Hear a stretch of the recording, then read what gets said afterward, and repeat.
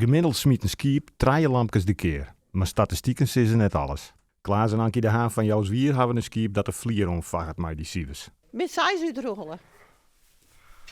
6. Ja, 6. Er waren 2 toen ik hier kwam. En toen heb ik er nog 2 uithellen. Nou, ik dacht, maar dan maar een keer invullen. Dan weet ik zeker dat er net meer in zitten. En toen lagen er nog 2 in. En wat denk je dan?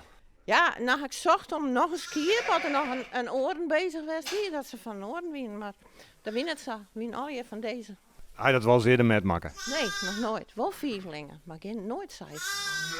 Nee. Hoe uniek is dat?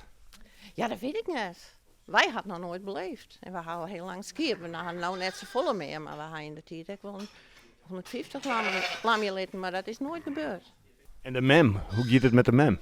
Best. Het is een heel productief skiën, want die had nou in 4 keer hadden nou 18 lammen gebracht. Hij had alle jaren had een heel brood. Ja, het is gewoon zo. Ja, hoe zou je dat kennen? Ja, dat is een productief laag. Want die mem had in zo'n keer die 22 gebracht. Dus die schiet ik al op 3 gemiddeld. Ken ze het wel aan?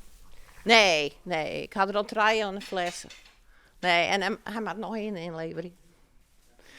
2 hadden we erbij en de rest die komt aan de lambaard met kunstmolken.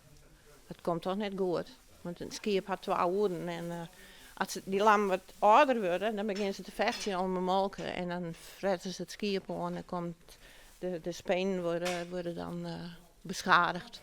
Dat het je ook wat? Ja, ik vind dat wel, ja, vooral die lietse dingetjes. En het leeft al, ja. Dat is wel vrij uniek, denk ik. We gaan wel eens 4 voor, maar dan is er echt wel vaak iemand die er deel komt of zo. Ja. Maar dit leeft al, ja. En het is seizoenige vis. Ze drinken om raak, ja. Is dit echt iets voor het Guinness Book of Records? Nou, dat denk ik net. De Sylvester wil jij er gewoon het west gaan.